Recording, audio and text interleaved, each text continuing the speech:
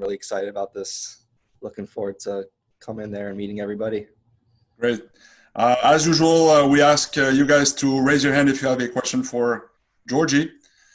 And there's one from Nicolas Landry, RDS. Hello, Djordje. Welcome to Montreal, I guess, virtually. Hi, Nicolas. Just curious to get your reaction, your first reaction to this trade. I think you joined the Fire Academy at a very young age. You grew up in Chicago, obviously. I watched a video on YouTube where we could see nice setup at your parents' house there. To leave all that behind at 22 years old, what's it like for you? No, first and foremost, I'm really excited about coming to Montreal. Obviously, it was a bit bittersweet. I grew up watching Chicago play since I was a little kid, playing with their youth system, growing into the first team. I know it was my goal at the time.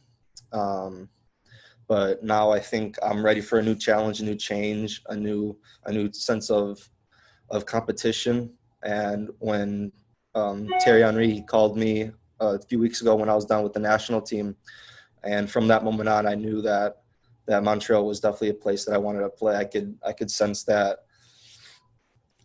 desire to have me in the club, the belief that he and his staff believe in me. It's something that I've always wanted to do. And also, to be coached from Thierry Henry, of course, everybody knows his resume. It's definitely an honor for me as well. But at the end of the day, I need to come in there into the team and do my best. Jeremy Filosa, 98.5. Thank you, Pat. Hey, Djordje. Welcome to Montreal, my friend. Thank you, Jeremy. Yeah. Djordje, listen, it looks like there's going to be some space there in the middle of the park with a couple of players that have left in the midfield, Bojan and a few others. If we gave you free choice of, where you want to play and how you'd like to play, can you tell us a little bit about how you would see the things developing there in the midfield for you? Thanks. Yeah, no, the first thing is I don't think it's going to be a freebie for me. This team has quality players. This team is improving. I know they signed a lot of young guys who are hungry to play, and they're all going to prove themselves, and I have to do the same. I have to come and prove myself, but yeah, I think my best position is in the middle of the field, where I'm on the ball a lot. I feel comfortable with the ball.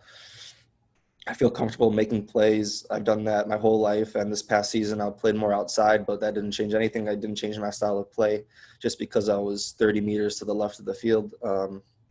But it's definitely going to be a fun season next year. Kevino De Falco. Thank you, Pat. Djordje, welcome to Montreal. Djordje, Montreal is very young. In a one-year span, you look at Bojan left, Taider left, Nacho Piatti left, Captain Raitala left, and the sporting director, Olivier Renard, was saying last week that you don't need to be a veteran to bring a lot of leadership in the group.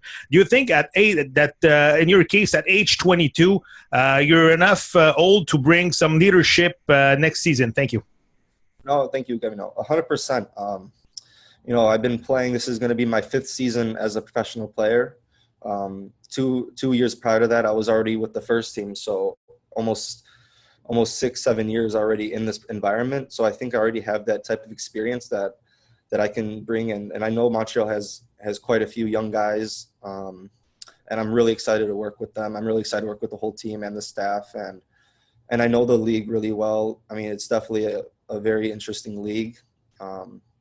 But I definitely have that experience, and I'm really excited to bring that experience. Brian from the Chicago Sun-Times.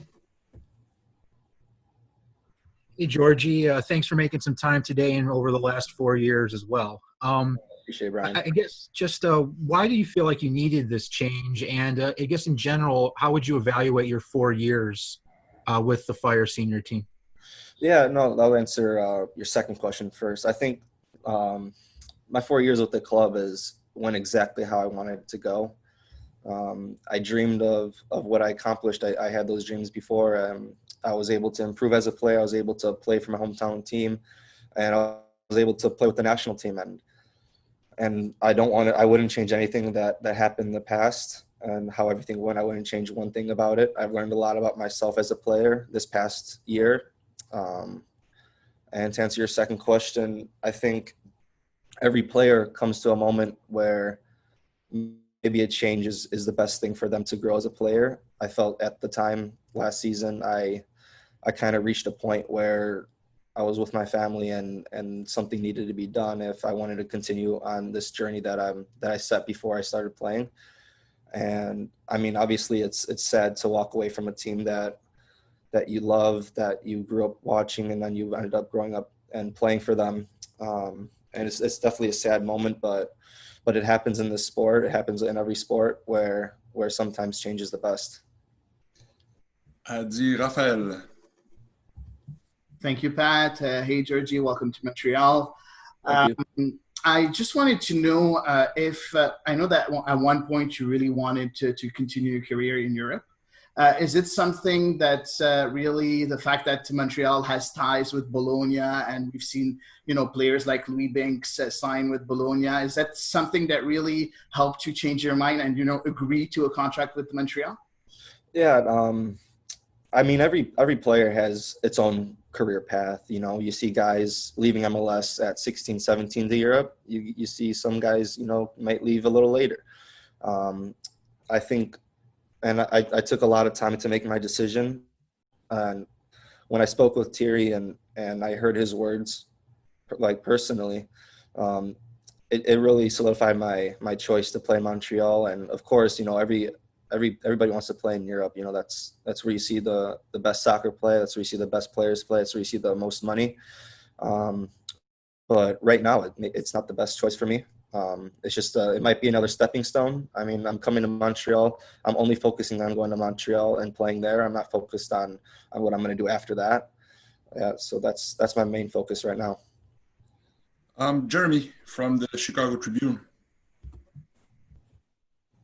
Hey, Djordje. You mentioned needing a change of scenery. So I was just wondering in terms of, timeline, when did you come to that realization? And then how long was the move in the works for?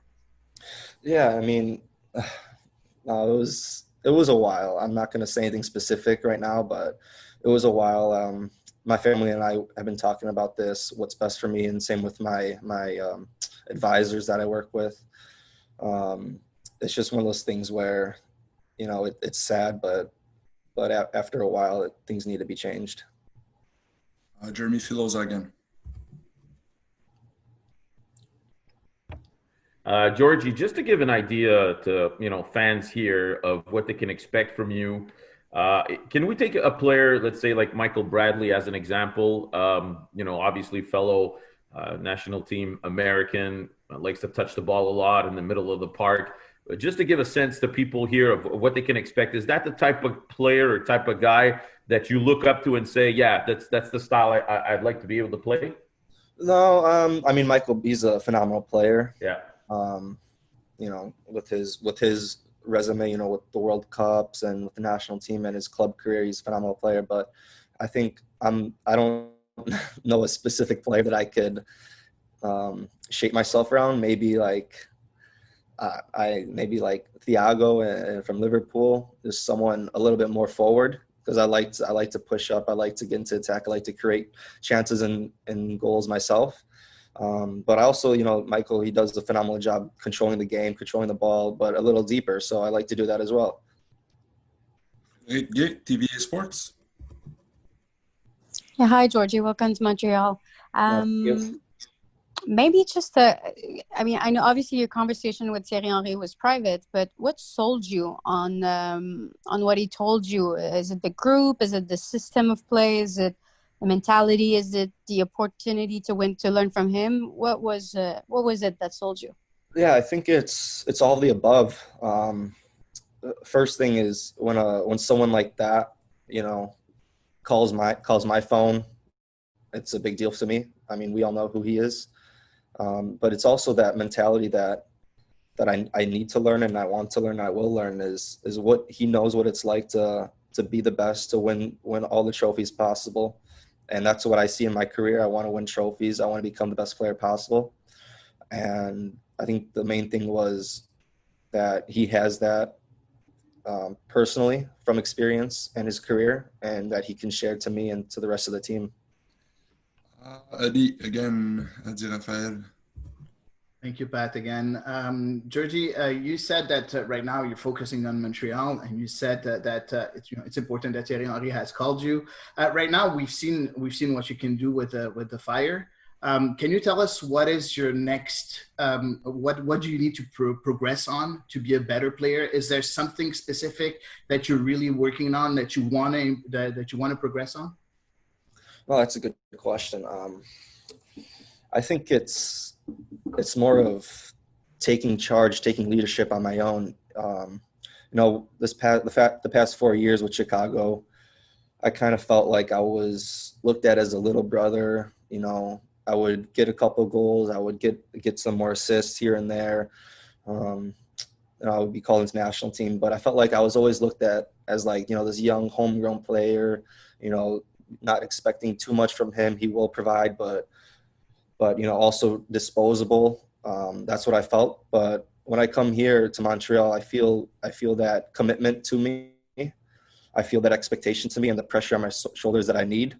And that's going to help me improve as a player, to have these things in my back, in my pocket, the expectations, the pressure, the challenges. That's how players improve. And I think that's what I need the most to improve as a player is the pressure and the challenge. Djordje, I think we have a couple more. Nicolas Landry again, RDS. Yeah, Djordje, you just touched on your seasons in Chicago. Reading some reports about last year, the 2020 season, a lot of people in the media seem to think that was your best season with the club. I'm just curious to know if you agree with that assessment. No, I mean, personally, it's nice to see that, I'm top of the charts with the stats, but nothing matters if we're not winning anything, if we're not winning as a team. Personally, I felt comfortable. I played a new role on the team, and the coach tried something out at the beginning of the season, and I felt comfortable as the season went on. But at the end of the day, if we're not making playoffs, if we're not winning any trophies, it's a failed season to me. Jeremy?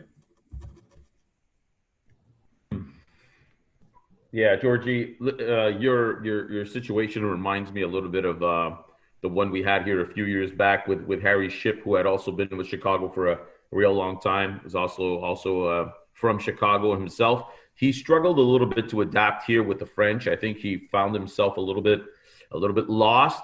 Do you still have a contact with Harry? And is he the type of guy that you can pick up the phone and call and ask him how it went for him here and what he could advise you in? Thanks. Yeah, no. I grew up watching Harry when he was with the first team in Chicago. I was still in the academy, and I was training with him as well. But I don't personally have his phone number, so I can't call him. But I've spoken to other people, who've been with the club, who lived in the city, and that's made me feel more comfortable making this change on a personal level. The soccer side, it is what it is. That's perfect right there. But the personal aspect, I think I'm getting more and more comfortable with. How am I going to live? Of course, it's just a country north of me right now. But I know it's a French-speaking place. But it's part of the job. If one day I'm in Europe, it's going to be the same thing. So it's just something I have to adapt with. And the last one is from Marc-Antoine Malo, QMI. Hi, Djordje. Welcome to the club also. You were in a great duo with Robert Barrich last season. Is there an attacker you're looking forward to work in Montreal? Yeah, no, I'm definitely looking to link up with Kyoto. I watched all season. He was phenomenal for you guys. But of course, the relationship I built with Robert last season was great, especially near the end of the season. It's tough because I don't know how he's going to score now without me. But no, I'm really excited to play with everybody on the team, but for this opportunity. Thank you for your time, Djordje. I appreciate it. And happy holidays. Thank you. See everybody. Thank you. Merci tout le monde d'avoir été là et joyeuses fêtes à vous aussi. Happy holidays, everyone. Merci. À bientôt.